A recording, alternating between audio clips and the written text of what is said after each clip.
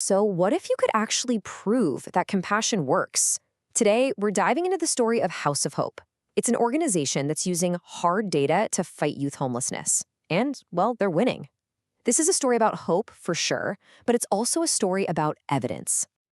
Everything starts with a question, and it's a question that's pretty much impossible to ignore. For a startling number of families, the answer to this is absolutely terrifying. For the community of Green Bay, Wisconsin, this isn't just some abstract idea. It's a harsh reality. 1 in 20 students in the public school district was reported homeless last year. Just let that sink in. That means there's likely at least one child in every single classroom without a stable place to call home. All right, so to really get the solution, we've got to first understand the sheer scale of the challenge. And this isn't just about a lack of housing. It's a deep, complex human crisis. I mean, just think about this for a second. 1 out of every 4 clients in House of Hope's emergency shelter is a minor child without a parent. These are kids trying to navigate an unbelievable crisis all on their own. And when you dig a little deeper, you start to see the trauma behind these numbers.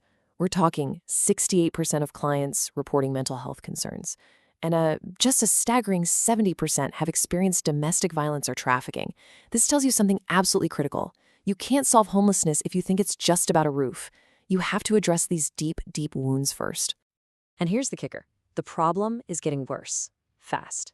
The number of chronically homeless individuals in the area jumped nearly 6 times in a single year.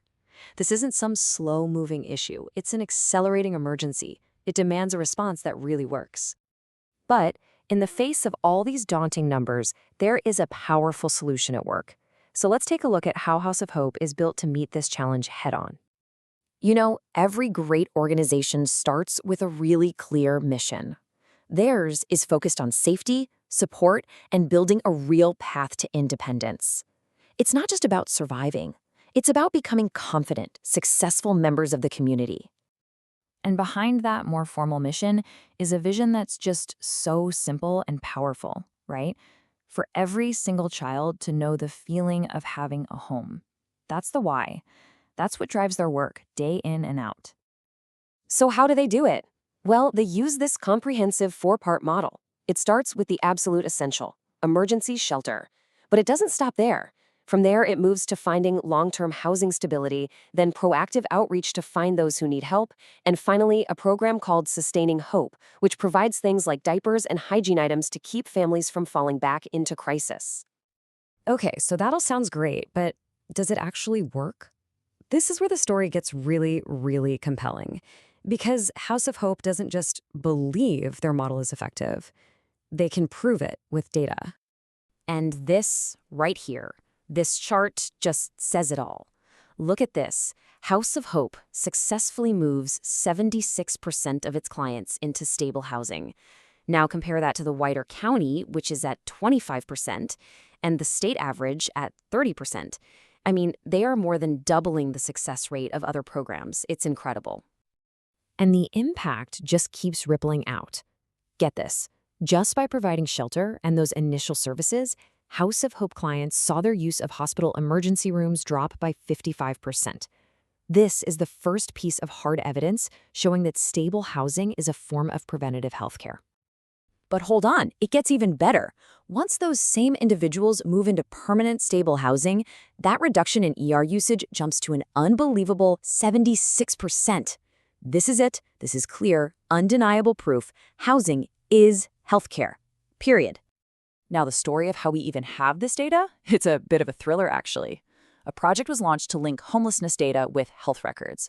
But after a full year of just navigating red tape and contracts, the unthinkable happened. The host for the health database announced it was shutting down, permanently. It became this frantic race against the clock. The study was completed with just 2 weeks to spare before all of that vital information was deleted forever.